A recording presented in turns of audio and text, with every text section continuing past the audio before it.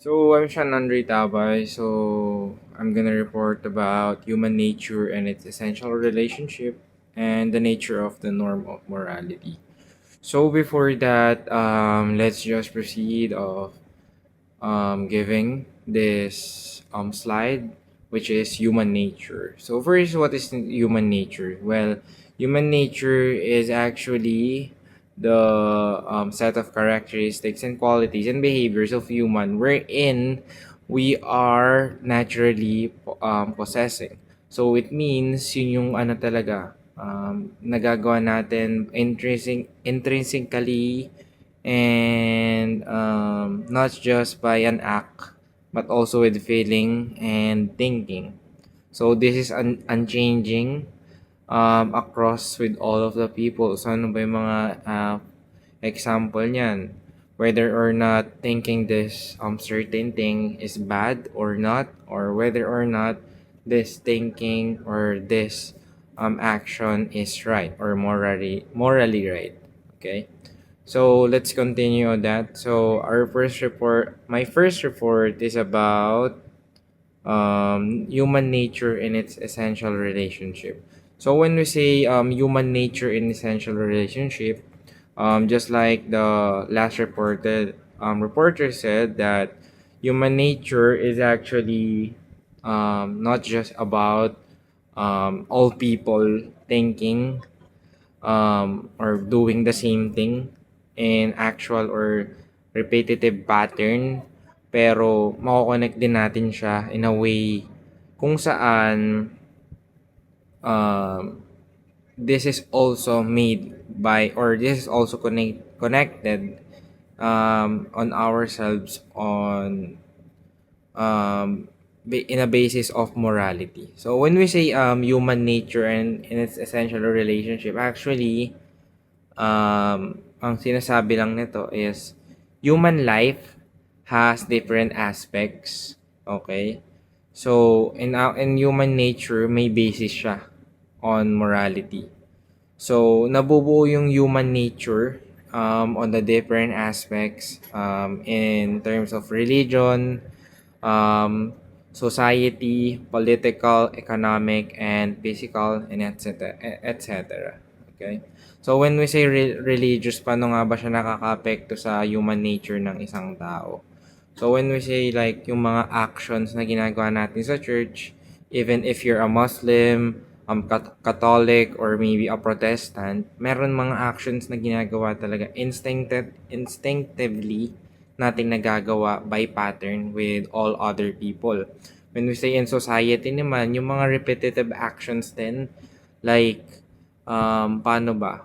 Kung paano tayo nagiging automatic in terms like, kunyari, pag meron kang naririnig na chismis, ganun, like, ano na yun, automatic, makikinig ka talaga. And that's one of the examples when we say human instinctively doing their action or in the same pattern. Okay? So, yeah.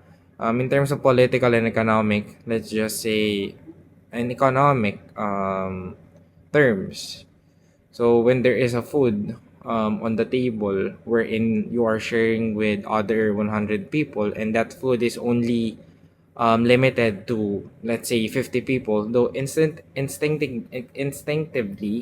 kukuha ka doon, makikipag-away ka, and that's our human nature to get something for our own. Okay? And for physical, the same thing. So, yung mga sinabi ko na yun, yung religious, social, political, economic, and physical, yun yung mga basis kung paano nabuo yung, or kung paano nabibuild up yung human nature ng isang tao. Okay? So, itong mga aspects na to is also bumuo or bumubuo ng natural orders ng mga bagay, which is basis ng natural law. So when we say natural law, ito yung, dito na pumapasok yung morality. Okay? When we say natural law, dito na pumapasok yung iniisip natin whether or not this is bad or this is right or wrong. But natural law also reflects with eternal law, which is God's law. So kagaya nga na sabi ng last reporter, which is the proximate norm of morality and ultimate norm of morality, wherein natural law is based on human nature, but also natural law is also the basis or the underlying body of eternal law, which is ultimate norm of morality, which is also connected with the God Himself. Okay? So next naman tayo is the nature of the norm of morality. So from what I've said earlier, morality is based on human nature, and also human nature is also connected with morality. So kagaya ng sabi ko, ano ba human natures? Human nature, it just means that all humans share the same basic human nature, even though culture, habits, traditions on what they differ. Just like for example, when we say 2 plus 2, hindi mo naman pwedeng sabihin yun ng 5 instinctively.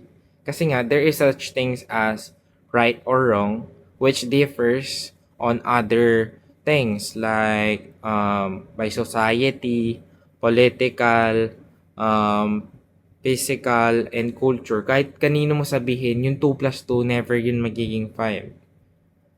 Except na lang kung merong mathematical problem na magpapatunay doon. Pero, in general, or specifically, 2 plus 2, it means it's 4, not 5, right? So, paano naman natin i-connect yon to other things here like, let me just check. So, ayun, just like about this report, this is about the nature of human morality. So when we say morality, this is not just bounded on thinking or some actions, but on this report, we're gonna be specific on the action itself. So in terms of human nature, how do we see morality ba? Is it always on the good side ba? Like when we see this, is it always tama ba yung gantong ginagawa? Hindi, 'di ba? So that's why we have 3 types of actions wherein doon nagtatalo yung human nature ng tao. So, unang-una, okay, these actions are 1, intrinsically good. Second is intrinsically evil. And 3 is morally indifferent. Okay? So, when we say intrinsically good, it is good by nature. So, ano ba yung mga example nito? Like, yung paggawa ng mabuti sa tao, like yung paglalakad sa yun, mga paglalakad sa daan, like wala naman talaga siyang kinalaman sa other things. Wala siyang kinalaman sa ibang bagay, kundi mabuti lang siya. Like, hindi siya nakakasakit ng tao, ganun. Pero meron din tayong tinatawag na intrinsically evil, so bad by nature or never right. Ano ba yung mga yon? Like in human nature, like on our daily pattern, pag nakita mo bang pinatay yung tao, ibig sabihin ba nun tama? 'Di ba hindi? And on our human nature or in the same pattern na nilalakaran ng lahat ng tao, yung pagpatay, mali yun. Kasi you're taking someone's life. And it's on our human nature. So, yun yung pinagkaiba ng intrinsically good and evil. So, when we say good, it is actually good by nature or it is right by our own human nature. And when we say intrinsically evil, that is never right or in our human nature, mali yun. Pero meron din namang morally indifferent. So this is what I call neutral. So lahat ng sinabi ko kanina, pwede siyang maging tama or mali, but it's not just on the human nature unless there is something that affects that certain action na nagsasabi na mali or tama yun. Katulad ng sinabi ko, walang mali kung maglalakad ka, pero kung merong law na nagsasabi na bawal tumawid dito, then dun magiging mali yun. Dun nagtatalo yung neutral indifferent niya or indifference niya with the other two, which is the good and evil. So, basically, those actions just explains na yung intrinsically good, intrinsically evil, and morally indifferent can be seen as a part of human nature. But, ayun nga, pinagkaiba lang nilang tatlo. Well, the good is good by nature, or tama, or morally right. The evil is mali, or bad for nature, but morally indifferent can be different unless it is affected by something, especially like something like law, ganun. So, ayun lang yon. Just to give you a quick recap. So, my report is about human nature. Actually, this is just a continuation of the other reporter. And about the nature of the human morality, which explains kung paano nagiging tama or paano nakokonek yung morality sa action ng tao, whether it's right or wrong, or it is indifferently neutral. Ayun lang.